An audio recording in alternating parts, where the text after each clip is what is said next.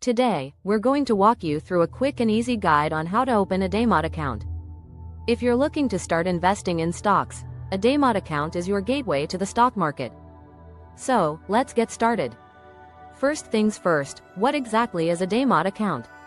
Well, a Demat account, short for dematerialized account, is where you store your shares and securities electronically.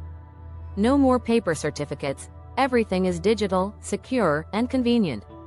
Step 1. Choose a depository participant, DP. A DP is basically a financial institution or broker that offers Demat services.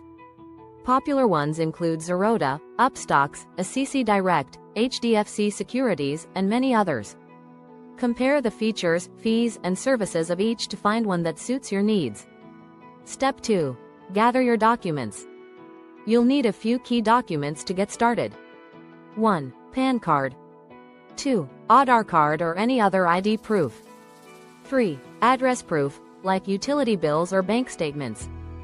4. Bank account details, for linking your account.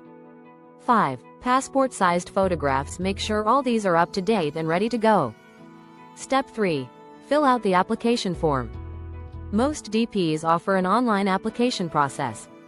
Simply visit their website or app and start filling in your details.